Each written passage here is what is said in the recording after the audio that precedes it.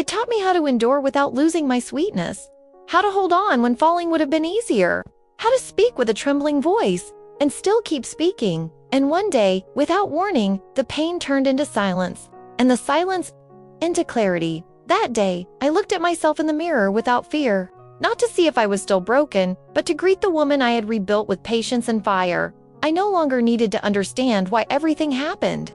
I wasn't searching for blame, nor for someone else's redemption. I just wanted to move forward, not as someone who's running away, but as someone who finally chooses herself. That was the day I stopped counting what I had lost and started building what was still ahead. Because where there was once emptiness, now there was purpose. And where I once feared power, now I knew how to wield it. Not for revenge, but for transformation. If you've ever turned a wound into your Dovgom comment, my story no longer holds me back. It pushes me forward. Like this, if you've ever felt that letting go of waiting for an apology gave you back control of your life, and share this chapter.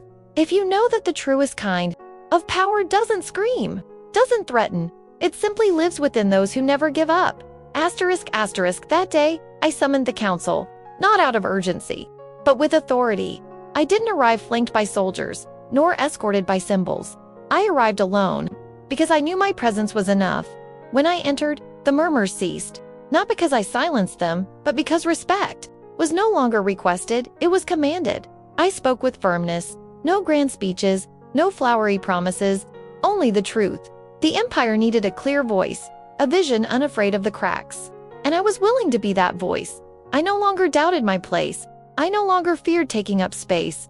I knew that being an empress wasn't just a title, it was a stance. The stance of one who holds steady without trembling, of one who decides without hesitation, of one who no longer lets her scars chart the course. I looked at every face before me, one by one, without looking down.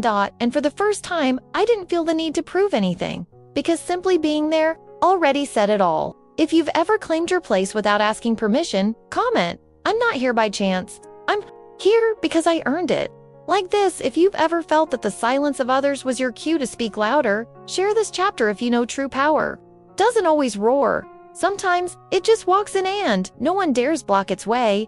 After the meeting, I returned to my chambers without haste. I didn't need to celebrate. I wasn't seeking approval. The quietest victory is often the most profound.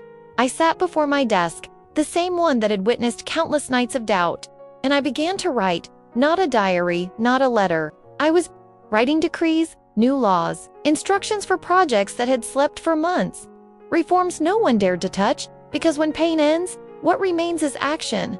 I was no longer just a woman who endured. I was a leader who built. I wasn't seeking to instill fear, nor reclaim what had been taken from me. I wanted to shape something greater than myself, something that could outlive the scandals and be etched into history, because true power isn't about domination. It's about transformation without losing your soul in the process. And if the throne I inherited had grown cold, then I would set it ablaze, with warmth, with humanity, with purpose. If you've ever chosen to lead from your scars and not from your ego, comment, my story gave me authority. Like this, if you ever stopped waiting for permission and simply did what needed to be done, share this chapter if you know that the moment you stop surviving is the moment you begin to leave your mark. When I decided to reform the Empire's Economic Council, it wasn't to prove I could. It was because I knew I must. For years, I had heard decisions made by men who never knew the hunger of their people, nor the desperate gaze of a mother without medicine for her child. And that afternoon, as I signed the new decrees, I felt something inside me stop seeking personal justice and begin weaving justice for all. It wasn't a grand decision, nor a theatrical act. It was the fruit of sleepless nights, of observing what others ignored, of listening to what remained unspoken. The power I had gained through pain was now becoming an instrument of compassion. That's what they don't teach in the royal academies.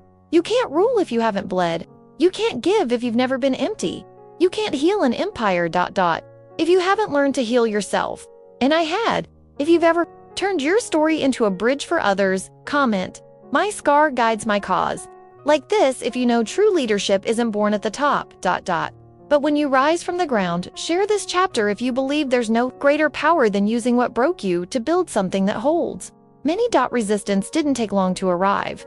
One of the oldest ministers stood during the extraordinary session. With a dry tone, he looked at me condescendingly and said, "These reforms are dangerously emotional." I didn't blink. I didn't look away. I simply replied, "And wasn't it indifference that nearly destroyed us?" The silence was thick, but not uncomfortable. It was the kind of silence that precedes change. Not everyone was ready for an empress who thinks and feels, who governs and listens, who isn't afraid to cry, but isn't afraid to command either.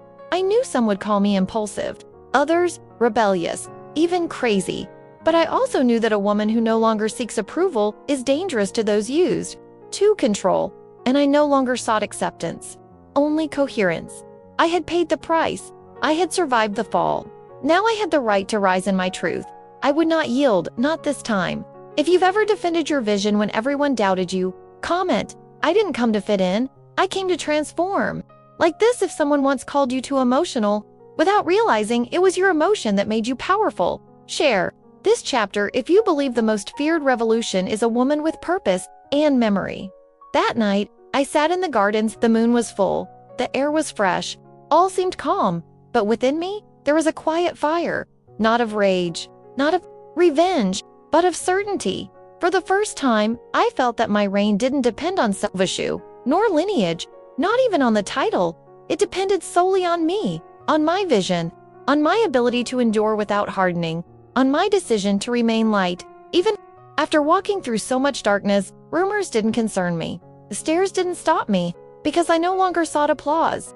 I sought impact. And true power isn't measured by the obedience you inspire, but by the lives you touch with your courage. I knew it wouldn't be easy, that every step into the future would be watched. But I also knew this: I didn't come to be remembered for my pain. I came to be remembered for what I did with it. If you ever found your strength in the silence of night, comment, "My power was born when there was nothing left to fear." Like this, if you've realized you were never the mistake, you were the answer. Share this chapter if you know that sometimes the greatest act of power is looking back without hate and forward with purpose. The letter arrived at dawn. I walked through the palace halls with the letter in hand and my head held high. I wasn't a defeated empress. I was a forged woman, not by the gold of the throne, but by the embers of rejection. Gone were the days of waiting for permission. Gone was the girl who believed love and validation were the same. Today, I am someone else.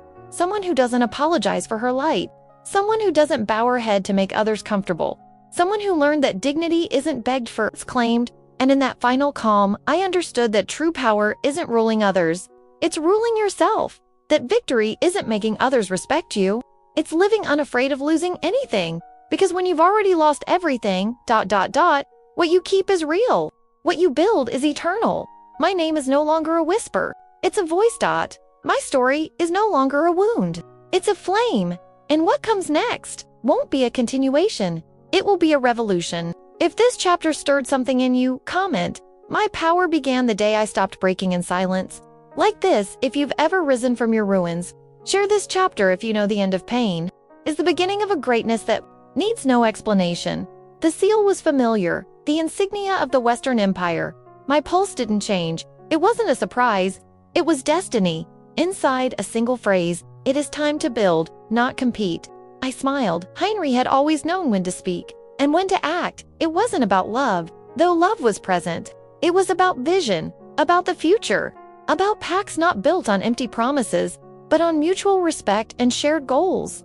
I knew what that letter meant: an alliance, a force that didn't need to assert itself through war, but through wisdom. I accepted not because I needed protection, but because, for once, someone offered me partnership with no conditions. Pain had taught me how to walk alone. Power reminded me that choosing companionship is also an act of strength.